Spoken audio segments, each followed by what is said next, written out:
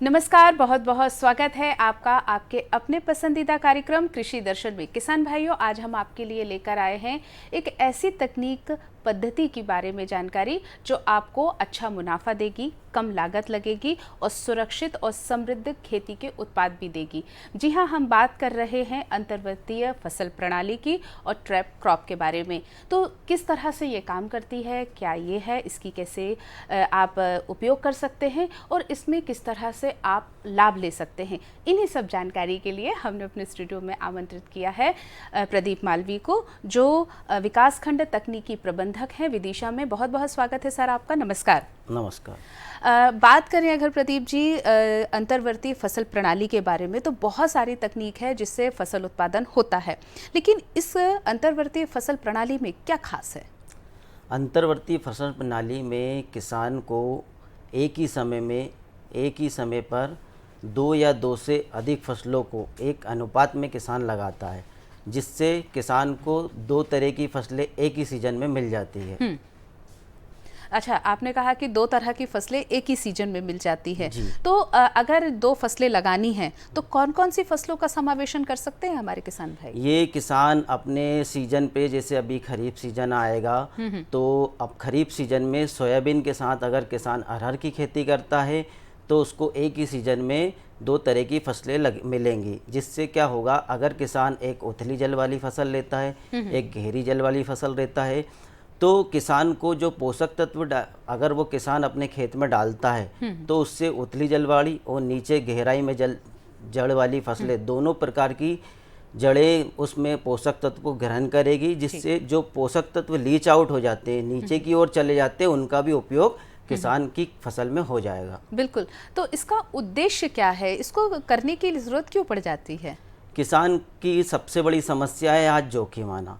अगर किसी प्रकार की कोई क्लाइमेटिक कंडीशन से किसान की कोई फसल खराब हो जाती है, किसान की लागत बहुत ज़्यादा लगती है, किसान को कीटनाशकों का बहुत ज़्यादा उपयोग करना पड़ता है। लेकिन अगर हम बात करें अंतर्वर्तीय फसल प्रणाली की, तो किसान का सबसे बड़ा फ़ायदा है कि इसमें जोखिम बहुत कम होता है, किसान की लागत बहुत कम लगती है, किसान को उत्पादन बहुत ज़्यादा मिलता है और किसान की आय बढ़ जाती है। अगर हम लाभ की बात करें तो सबसे ज़्यादा बचत की बात होती है पानी की।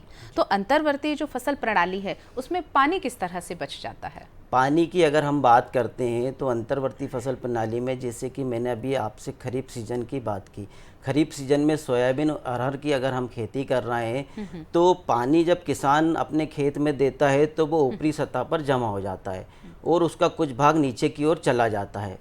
अगर हम अंतर्वर्ती फसल में दो प्रकार की फसल लगा रहे हैं, एक गहरी जल वाली और एक उथली जल वाली, तो पानी जो ऊपर की सतह पर बहया है वो ऊपर वाली, जो ऊपर जिनकी जड़ें वो वाली फसल उनको ले लेंगी। फिर पूरा पानी का भाग जो नीचे की ओर चला जाता है, उससे जो गहरी जड़ वाली फसल है वो उन पानी का उपयोग करेगी। मतलब पानी का उपयोग किसी भी प्रकार से वेस्टेज नहीं होगा और दोनों फसल कम पानी में अपना जड़ों को पानी ग्रहण कर लेंगी। अच्छा, आपने कहा कि दो फसलों को हम एक साथ ले सकते हैं, तो हमारे किसान भाई बिल्कुल जानना चाहेंगे कि कुछ उदाहरण देकर आप समझाइए कि कौन सी फसल किसके साथ उपयुक्त होती है। बिल्कुल। अगर हम रबी सीजन की बात करते हैं तो गेहूं के साथ सरसों बहुत अच्छी अंतर्वर्ती फसल प्रणाली के रूप में किसान अपना सकता है। अगर हम मक्का के साथ अंतर्वर्ती फसल प्रणाली में फसल लेना चाहते हैं तो उसके लिए लोबिया की जो फसल होती है वो बहुत लाभदायक है। इसी के साथ अगर हम कपास के साथ कोई फसल लेना चाहते हैं तो वो ट्रैप क्रॉप के रूप में अरंडी ले सकते हैं हम। इसी प्रकार से सब्जियों और बागानों के जो फल फूल के पेड़ होते हैं, अगर आम का बगीचा है तो उसमें जो खाली जगह पड़ी है उसमें अगर वो हल्दी की खेती करता है तो हल्दी का उत्पादन भी बहुत अच्छा किसान को देखने को मिलेगा। अगर हम बात करें, अभी आपने लाभ दुगने होने की बात कही है, तो किस तरह हमारे किसान भाई तरीके अपनाएं कि उन्हें अंतर्वर्ती फसल में ज़्यादा से ज़्यादा लाभ हो? अगर अंतर्वर्ती फसल किसान अपनाता है, जिससे मैंने चने और अलसी का भी बताया है, तो अलसी का भाव भी बहुत अच्छा है, चने का भाव भी बहुत अच्छा है। दोनों क्रॉप से लाभ किसानों को मिल रहा है। अगर किसान ये दोनों फसल को एक साथ लगाता है तो उत्पादन बहुत ज़्यादा बढ़ेगा और जाहिर सी बात है, अगर उत्पादन बढ़ रहा है तो किसान का लाभ भी पूर्णतः बढ़ेगा ही। बिल्कुल, तो लाभ तो बढ़ेगा ही बढ़ेगा हमारे किसान भाइयों का, लेकिन जोखिम तो हर किसी चीज़ में होता है। अगर ऐसी कोई बात होती है कि कोई एक फसल खराब हो गई है, तो दूसरी फसल को कैसे सुरक्षित हमारे किसान भाई करें ताकि जोखिम कम हो जाए? इस अंतर्वर्ती फसल प्रणाली में एक सीजन पर अगर एक फसल पर ही प्रकोप पड़ रहा है, किसी क्लाइमेटिक कंडीशन का, किसी रोग का, किसी कीट का, तो अंतर्वर्ती फसल प्रणाली में ऐसी फसलों का ही चुनाव किया जाता है कि दूसरी पर वो कीट रोग नहीं आएंगे, जिससे एक फसल तो किसान के पास निश्चित रूप से बचना ही है, जिससे अंतर्वर्ती फसल प्रणाली में एक कीट से ही इतना, एक फसल से ही इतना उत्पादन हो जाएगा कि किसान की आय अच्छी खासी अर्जित हो जाएगी। बिल्कुल, तो एक प्रश्न और है जो हमारे किसान भाई बिल्कुल पूछना चाहेंगे कि क्या 2 अनाज वाली फसलें हैं वो एक साथ ले सकते हैं अंतर्वर्ती फसलों में? अनाज वाली फसलें एक साथ अगर लेता है किसान तो उसको फायदा नहीं होगा। अगर एक अनाज वाली फसल और एक दलहनी फसल को किसान लेता है तो किसानों को बहुत ज़्यादा मुनाफा होगा। हम देखते हैं कि दलहनी फसलों में उसकी जो गांठें रहती है, उसकी जड़ों रहती है, उसकी जड़ों में एक नोड्यूल्स बनता है, गांठें बन जाती हैं, उन गांठों के अंदर एक राइजोबियम जीवाणु पाया जाता है। वो जीवाणु क्या करता है कि हवा में जो 78% नाइट्रोजन है, उस नाइट्रोजन को अपनी ओर आकर्षित करके मिट्टी में स्थिर करता है। वो नाइट्रोजन स्थिरीकरण का काम करता है, जिसके कारण जो साथ वाली फसल है उसको वो नाइट्रोजन देने में बहुत सहायक होता है। तो अलग से किसान को यूरिया डालने की ज़रूरत नहीं पड़ेगी, अलग से किसान को लागत नहीं लगेगी, और जो नाइट्रोजन फिक्स हो जाएगा वो अगली फसल में भी जब किसान लगाएगा तो वो मिट्टी में रहेगा, तो वो अगली फसल में भी किसान को मिल जाएगा, और यूरिया डालने की ज़रूरत किसान को अगली फसल में भी ज़्यादा मात्रा में नहीं पड़ेगी। तो इसके लिए बहुत ज़रूरी है कि हमारे जो किसान भाई अंतर्वर्ती फसल के बारे में सोच रहे हैं, उस प्रणाली को अपनाना चाहते हैं, तो इस बात का ध्यान रखें कि 2 अनाज वाली फसलें नहीं होना चाहिए, उसके साथ में उसकी सहयोगी और या रोग प्रतिरोधक जिसकी क्षमता हो उसमें ज़्यादा, उस फसल को उसमें वो ले सकते हैं।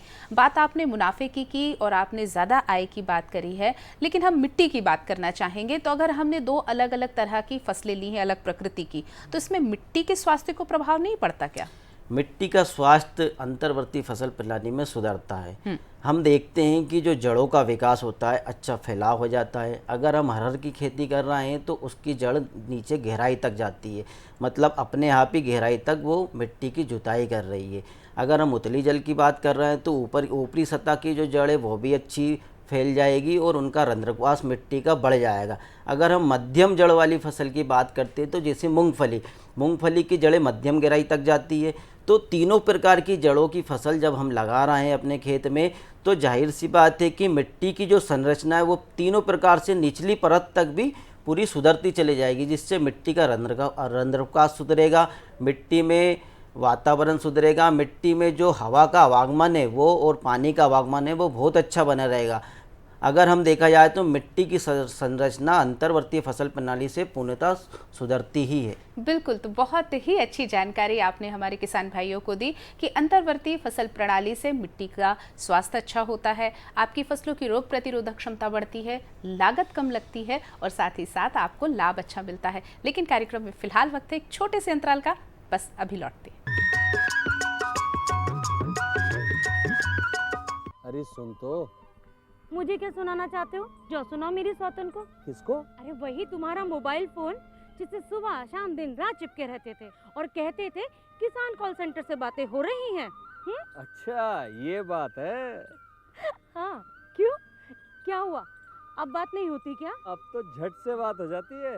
संबंधी समस्याओं का अपनी भाषा में तुरंत हल पाने के लिए पूरे भारत में किसी भी फोन से हेल्पलाइन नंबर पर संपर्क करें। किसानों का दोस्त किसान कॉल सेंटर।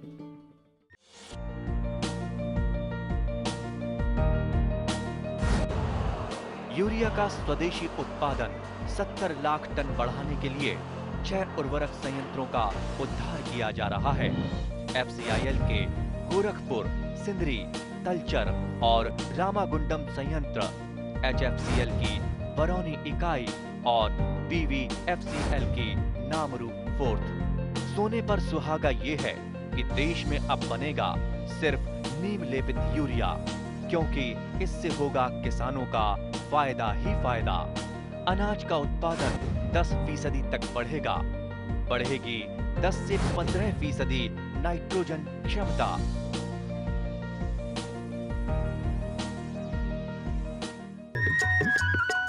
ब्रेक के बाद आपका फिर से स्वागत है आपके पसंदीदा कार्यक्रम कृषि दर्शन में। और आज हम बात कर रहे हैं अंतर्वर्ती फसल प्रणाली और ट्रैप क्रॉप के बारे में, और हमारे साथ विशेषज्ञ हैं प्रदीप मालवीय। डॉक्टर साहब, अगर हम बात करें ट्रैप क्रॉप की, तो ये बहुत प्रचलित नाम अभी हमारे जो किसान भाई हैं ले रहे हैं और बहुत ही आधुनिक प्रणाली है। इसके बारे में हमारे किसान भाइयों को बताइए। ट्रैप क्रॉप, ट्रैप एक जाल की तरह हम अपने खेत में उपयोग करते हैं। कीटों को आकर्षित करने का एक प्राकृतिक सिद्धांत जो है ये ट्रैप क्रॉप तकनीक है जी। अगर हम बात करें ट्रैप क्रॉप की, तो अगर हम देखते हैं कि अगर किसान टमाटर की खेती कर रहा है तो टमाटर की खेती में एक कीट लग जाता है फ्रूट बोरर, फल छेदक। अगर हम फल छेदक को बिना कीटनाशक के ख़त्म करना चाहते हैं तो उसके लिए हमें एक ट्रैप क्रॉप लगाना पड़ेगी। ट्रैप क्रॉप उसके लिए सबसे अच्छी मानी जाती है गेंदे की खेती। अगर हम हर 10 लाइन के बाद टमाटर की अगली लाइन 11वीं लाइन गेंदे की लगाते हैं तो ट्रैप क्रॉप में जो कीट फ्रूट बोरर टमाटर पर पड़ रहा है वो पहले आकर्षित होगा गेंदे के पर। तो गेंदे पर आकर्षित होगा तो हमारा बिना कीटनाशक डाले टमाटर की क्रॉप सुरक्षित रहेगी, जिससे वो रसायन मुक्त हमको टमाटर मिलेगा, जो एक प्राकृतिक रूप से बिना रसायन के कीट को कंट्रोल करने के लिए वो साक्षात सिद्ध होगा। तो बिल्कुल हम इसको कुछ ऐसा कह सकते हैं कि हमारी जो मूल फसल है उसके लिए एक तरीके से सुरक्षा गार्ड का काम करती है, और उसकी सारी जो परेशानी है, उसके जो रोग हैं, उसके जो कीट हैं, वो अपने ऊपर ले लेते हैं। आपने गेंदे की नाम बताया हुआ है कि गेंदे के फूल की खेती भी हम कर सकते हैं उसके साथ में। और कौन कौन सी ऐसी फसलें हैं या ऐसे कौन से पौधे हैं जो ट्रैप क्रॉप में उपयोग किए जा सकते हैं? बिल्कुल, अगर हम पत्ता गोभी, फूल गोभी और भिंडी की बात करें तो इनके लिए भी अगर हम गेंदे का उपयोग करते हैं तो गेंदे में जो माहू लग जाता है तो वो माहू पूरा की पूरा अपनी ओर आकर्षित कर लेगा, और जो हमारी मुख्य फसल है, सब्जी वर्गीय फसल है, वो पूर्णतः सुरक्षित रहेगी। इसी के साथ अगर हम कपास वाली फसल की बात करते हैं तो कपास के साथ अगर हम 10 लाइन के बाद एक अरंडी जिसको कैस्टर्ड भी बोला जाता है, अगर उसकी एक रो लगा दी जाती है तो जिसके कारण क्या होगा, जो कपास में बॉलवर्म कीट लग जाता है, कपास की बॉल को जो नुकसान पहुंचाता है, वो अरंडी की ओर आकर्षित होगा और हमारी कपास की फसल पूर्णतः सुरक्षित रहेगी। इसी के साथ अगर हम देखें तो अन्य फसलों में जैसे कि भिंडी के साथ भी वो गेंदा लगा सकता है। बिल्कुल, भिंडी के साथ गेंदा भी लग सकता है और अन्य फसलों के साथ लगाया जा सकता है। आपने क्रैप क्रॉप की अगर बात करी है तो हम कहें कि कीटनाशकों का जो उपयोग है इससे किस तरह से कम हो जाता है? जिससे कि हम अभी देख रहे हैं कि कीटनाशक किसान को डालना ही नहीं पड़ेगा, क्योंकि एक मुख्य फसल के लिए अगर हमने एक ट्रैप क्रॉप लगा दी है तो वो कीट उसी की ओर आकर्षित होगा, ना कि वो मुख्य फसल की ओर जाएगा, जिससे कीटनाशक किसान को डालना ही नहीं पड़ेगा। दूसरा, रसायन मुक्त एक हमारे पास उत्पाद प्राप्त हो जाएगा। तो क्रैप क्रॉप का अगर उपयोग कर रहे हैं हमारे किसान भाई, तो किन बातों का विशेष रूप से ध्यान दें कि उनकी जो फसल है वो मुख्य भी सुरक्षित रहे और क्रैप क्रॉप वाली भी फसल सुरक्षित रहे? अगर हम मुख्य बात का ध्यान रखते हुए किसान को, जैसे कि टमाटर के साथ अगर किसान मिर्ची लगाता है तो हम देखेंगे कि दोनों एक ही फैमिली के होते हैं, दोनों का कुल एक ही होता है। अगर किसी चीज़ पर टमाटर का किसी कीट का प्रकोप टमाटर पर पड़ा है तो वो जाहिर सी बात है मिर्च पर भी पड़ेगा। तो हम किसान को ये सोच समझ कर के फैसला लेना चाहिए कि कौन सी फसल के साथ कौन सी खेती करना चाहिए, ताकि दोनों में से कम एक सुरक्षित रहे, दोनों को नुकसान ना हो। तो ये चुनाव किसान के लिए बहुत जरूरी है। बिल्कुल, चुनाव बहुत सतर्कता से करना चाहिए और इसके लिए आप अपने कृषि वैज्ञानिकों से ले सकते हैं, कृषि मित्रों से ले सकते हैं सहायता कि आप किस तरह से क्रैप क्रॉप का उपयोग कर सकते हैं। अगर बात आती है कि क्रैप क्रॉप की हम बात करें, समय पूरा हो गया है, इनकी अगर तुड़ाई करनी है, इनको अगर सही तरीके से व्यवस्थित करना है, तो ऐसे समय में किन बातों का ध्यान रखें हमारे किसान भाई कि दोनों फसलों से उन्हें अच्छी लागत मिले? ट्रैप क्रॉप में जो हम एक रो लगा रहे हैं वो तो हमने एक उसके लिए लगाई है कि ताकि कीट उसकी ओर आकर्षित हो, और जो हमारी मेन क्रॉप है उसका समय पूर्ण होने पर हम उसको तुड़ाई कर लें। और ट्रैप क्रॉप हमेशा कम से कम 10 दिन पहले किसान को लगाना चाहिए ताकि उसकी बढ़वाड़ पहले हो और हमारी जो मुख्य फसल है वो धीरे धीरे बढ़े। जब उसमें फूल पहले आएंगे ट्रैप क्रॉप में तो पहले फूलों पर आकर्षित होगा कीट, ना कि मुख्य फसल पर। उसके बाद हम उसको आसानी से उसी जगह ट्रैप क्रॉप जो हमने 1 रो लगाई है उसी पे कंट्रोल कर लेंगे, ताकि वो पूरी अपने फसल पर फैले ना। बिल्कुल। तो आपने लगाने के समय के लिए आपने बताया कि अपन को ट्रैप क्रॉप को पहले लगाना है, तो उसी तरह क्या उसको थोड़ी देर छोड़ के उसके अपने मुख्य फसल की कटाई करनी चाहिए? बिल्कुल, हाँ बिल्कुल।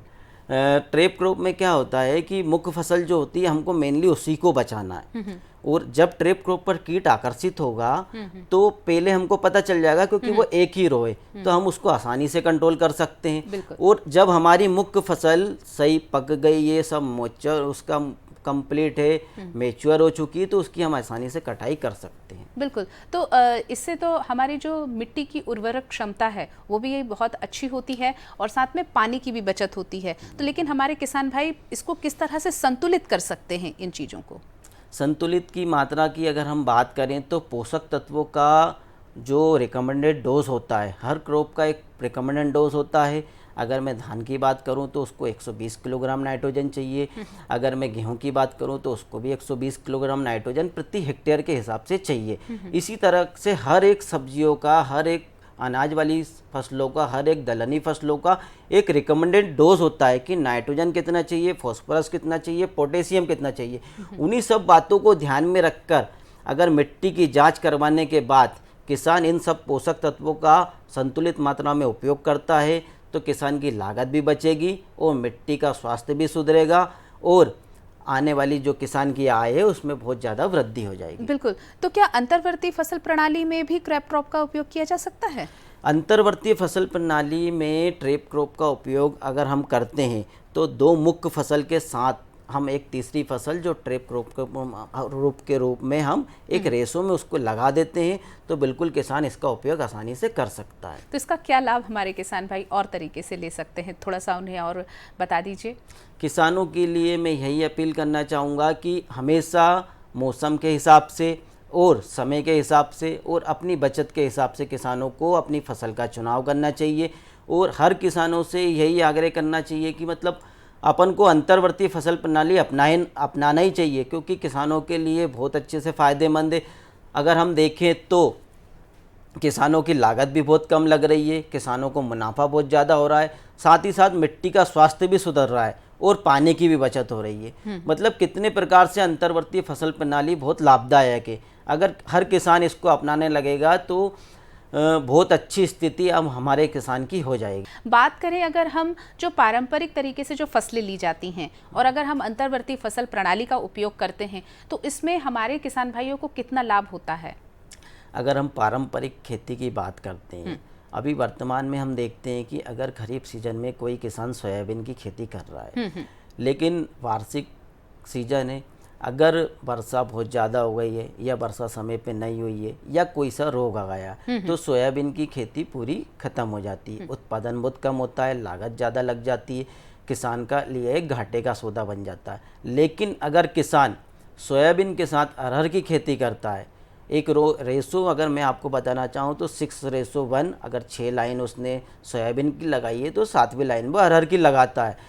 इसी तरीके से अगर वो खेती करता है तो अगर उसकी सोयाबीन की फसल जल भराव के कारण या किसी अन्य कारण से अगर वो ख़राब हो गई है तो उसकी मेन फसल अरहर अभी भी खड़ी है, तो किसान के लिए घबराने की बात नहीं है जब वो अंतर्वर्ती फसल अपनाता है, तो ताकि उसकी एक फसल तो अभी भी खड़ी हुई है तो वो उससे अपनी आय अर्जित कर लेगा। बिल्कुल, आपने बिल्कुल अंतर्वर्ती फसल की बात, आपने अनाज के बारे में बात करी, दलहन के बारे में बात करी, यहाँ तक कि उद्यानिकी फसलों के लिए भी बात करी। तो क्या अगर जो बगीचे वगैरह लगाते हैं उनके लिए भी ये प्रणाली उतनी ही कारगर है क्या? बहुत ज़्यादा कारगर है जी। इसलिए अगर हम देखते हैं, मैंने अभी आम की खेती के लिए अभी हम लोग करवा रहे हैं, जिनके यहाँ आम के बगीचे लगे वो नीचे हल्दी की खेती कर रहा है। इसी तरीके से वो प्याज की खेती भी कर सकते हैं। मतलब कम तापमान वाली, जिनको कम तापमान चाहिए, क्योंकि बड़े फसल रहेंगे, आम के पेड़, अमरूद के पेड़, नींबू के पेड़, अगर ये बड़े फल रहेंगे तो सूर्य का प्रकाश नीचे कम आएगा। तो हमें ऐसी फसलों का चुनाव करना चाहिए जिनको कम तापमान चाहिए। जैसे कि हम देखते हैं कि अगर गन्ने के साथ किसान आलू लगाता है तो बीच में जो खाली जगह उसका भी उपयोग हो जाएगा और आलू कम समय में उत्पादन और आय दे देगा, और उसके बाद जो मुख्य फसल है गन्ना, उससे किसान कुछ समय बाद आय अर्जित कर लेगा। मतलब किसान के लिए एक आय का साधन लगातार बनता ही चला जाएगा। बिल्कुल। तो अगर हमारे जो किसान भाई अब इस कार्यक्रम को देखने के बाद मन बना चुके हैं कि उन्हें अंतर्वर्ती फसल प्रणाली का उपयोग करना है, तो वो किस तरह से अपने खेतों की तैयारी करें और किन बातों का विशेष रूप से ध्यान रखें? अभी हम देख रहे हैं कि आगामी सीजन जो खरीफ का है, तो खरीफ का सीजन है। दूरदर्शन केंद्र के माध्यम से जो भी किसान इस को देख रहे हैं, मैं उन्हीं से यही गुजारिश करूंगा कि अगर अब वो सोयाबीन की खेती कर रहे हैं तो सोयाबीन की खेती के साथ अरहर की खेती ज़रूर करें, ताकि अंतर्वर्ती फसल प्रणाली अपनाकर मिट्टी का सुधार भी करें और अपनी आय को बहुत ज़्यादा बढ़ा दें। अच्छा, जो जैविक खेती करना चाहते हैं उनके लिए अंतर्वर्ती फसल प्रणाली कितनी लाभदायक है? बहुत किसान को मैं प्राकृतिक खेती का ही एक मूलभूत सिद्धांत है अंतर्वर्ती फसल प्रणाली। तो अगर देखा जाए तो जो प्राकृतिक खेती करेंगे, जैविक खेती करेंगे, उनके लिए मतलब ये प्राकृतिक खेती, जैविक खेती के लिए बहुत लाभदायक अंतर्वर्ती फसल प्रणाली किसान को देखने को मिलेगी। बिल्कुल। तो बहुत ही अच्छी जानकारी आपने हमारे किसान भाइयों को दी कि अंतर्वर्ती फसल प्रणाली और ट्रैप क्रॉप के माध्यम से आप बहुत अच्छे से अपनी खेती कर सकते हैं, जोखिम को कम कर सकते हैं, लागत को कम कर सकते हैं। और बिल्कुल सही बात है कि जब लागत कम होगी तो आपको आय भी अच्छी होगी और एक के साथ एक फ्री वाला जो आपका ऑफर है वो भी पूरा होगा। तो बहुत अच्छी जानकारी के लिए आपका बहुत बहुत धन्यवाद। आप हमारे साथ इस चर्चा में शामिल हुए।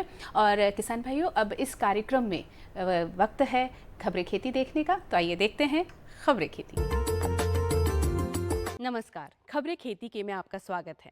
आइए शुरू करते हैं मुख्य समाचारों से। सोयाबीन और धान की उन्नत किस्में, अरबी की खेती, मिट्टी परीक्षण, पशुओं में विषाक्तता एवं उपचार, मुख्यमंत्री मंडी कृषि हमाल एवं तुलावटी सहायता योजना। मध्य प्रदेश में खरीफ की मुख्य फसलें सोयाबीन की उन्नत किस्में इस प्रकार है। अल्पावधि के लिए JS 93 से 5, JS 95 से 60, JS 335, JS 90, 41, JS 20 से 29 एवं मध्यम अवधि JS 97 से 52, NRC 37, NRC 7, NRC 12 की बुआई कर सकते हैं। और इसी प्रकार धान की प्रजातियों में अति अल्पावधि जवाहर धान JD 75, वंदन अल्पावधि JD 201, JRH 8 दंतेश्वरी सहभागी मध्य अवधि WGL 32,100, IR 36, IRR 64, क्रांति, महामाया, पूसा सुगंधा 3, पूसा सुगंधा 5, पूसा बासमती 1, MTU उपयुक्त है। अरबी की खेती, अरबी, अदरक, जमीकंद, ये ऐसी फसलें हैं जो बरसात के लिए सबसे उपयुक्त मानी जाती है। इसके लिए अच्छे जल निथार वाली गहरी काली मिट्टी उपयुक्त होती है। अरबी की बुवाई वर्ष आरंभ होने के साथ ही जून के अंतिम सप्ताह से जुलाई के मध्य तक कर देनी चाहिए। अरबी की बुवाई के लिए कंद से कंद की दूरी 45 से 50 सेंटीमीटर रखना चाहिए। ध्यान रहे, बुवाई के समय भूमि में पर्याप्त नमी होनी चाहिए। बुआई के समय खेत में 150 से 200 क्विंटल गोबर की खाद, 217 kilogram urea, 375 kilogram super phosphate, 167 kilogram muriate of potash डालना चाहिए। अरबी की मुख्य किस्म में S3, S11, वार्म 1-2, ज्ञानो 12, 22, 36C 9, 149 व 266 और गोराए, काशी बुग्गा, कुबेर और कोलावर उन्नत किस्म की प्रजातियां हैं। इसके अतिरिक्त नरेंद्र अरबी 1 भी अच्छे उत्पादन वाली उन्नत किस्म मानी जाती है। मिट्टी परीक्षण, ये समय मिट्टी परीक्षण के लिए नमूने लेने का बिल्कुल सही समय है। प्रत्येक खेत में मिट्टी के अलग अलग नमूने लेने चाहिए। ऐसे खेतों से नमूने लेने चाहिए जहां हाल में ही खाद या उर्वरक डाले गए हो। जहां कतार में फसल उगाई गई हो, वहां कतारों के बीच की मिट्टी को नमूना लेना चाहिए। मिट्टी का नमूना प्राप्त करने के लिए खेत के प्रत्येक समान हिस्से से 15 से 20 स्थानों का चुनाव किया जाए और इन स्थानों की सतह का कूड़ा, कचरा, खरपतवार आदि खुरच कर साफ कर दिया जाए। मिट्टी की सतह पर 15 सेंटीमीटर तक की गहराई पर गड्ढा बनाना चाहिए और मिट्टी को थोड़ा सा छांट लिया जाए और सीधा खुदाई कर सभी 15 से 20 स्थानों के प्राप्त नमूने एक तसले में एकत्र कर ले। फिर मिट्टी को अच्छी तरह मिलाकर तथा 4 भागों में बांटकर लगभग आधा किलो मिट्टी किसी कपड़े अथवा प्लास्टिक थैलियों में रख ले। थैली पर किसान का नाम, गांव का नाम, विकासखंड, जिला, खेत का नंबर और नमूना लेने की तारीख ठीक से लिख देनी चाहिए। खेतों में कीटनाशकों के प्रयोग किए जाते हैं और उससे प्राप्त चारे को खाकर पशु भी इसके प्रभाव से नहीं बच पाते हैं। इसके सेवन से पशुओं में विषाक्तता आ जाती है। इसके लक्षण सामान्य तौर पर पशुओं का तापक्रम नीचे गिर जाता है, आंखें उभरी हुई, पुतली बड़ी दिखाई देती है। इसके अलावा अनियमित श्वसन, दस्त, उल्टी, मुंह में झाग, पेट फूलना, चक्कर आना, नियमित चाल, बेहोशी आदि लक्षण हैं। दिखाई दे तो पशु को विष हर मिश्रण देवे।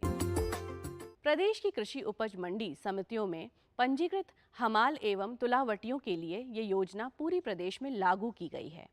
इस योजना के अंतर्गत प्रसूत सहायता, विवाह के लिए सहायता, छात्रवृत्ति एवं मेधावी छात्र पुरस्कार योजना, चिकित्सा सहायता, दुर्घटना में स्थायी अपंगता एवं मृत्यु की स्थिति में सहायता, मंडी प्रांगण में कार्य करते हुए हुई दुर्घटना में सहायता को शामिल किया गया है। साथ ही प्रदेश की कृषि उपज मंडियों में हम्माल एवं तुलावटी वृद्धावस्था सहायता योजना भी वर्ष 2015 से लागू है। इस योजना में मंडी में कार्य कर रहे 18 से 55 वर्ष की आयु के पंजीकृत हमाल एवं तुलावटी शामिल हो सकते हैं। तो किसान भाइयों, आपने अभी सुनी खबरें खेती की, सारी हलचलें कृषि जगत की आपको जानकारी हुई और आज हमने बात की अंतर्वर्तीय फसल प्रणाली और ट्रैप क्रॉप के बारे में, जिसके बारे में बहुत अच्छे से पूरी जानकारी दी प्रदीप मालवी ने। तो इसी तरह और जानकारियों के लिए हमारे साथ हमेशा इसी तरह जुड़ते रहिए और आज के इस कार्यक्रम में फिलहाल इतना ही। मुझे दीजिए अनुमति। नमस्कार।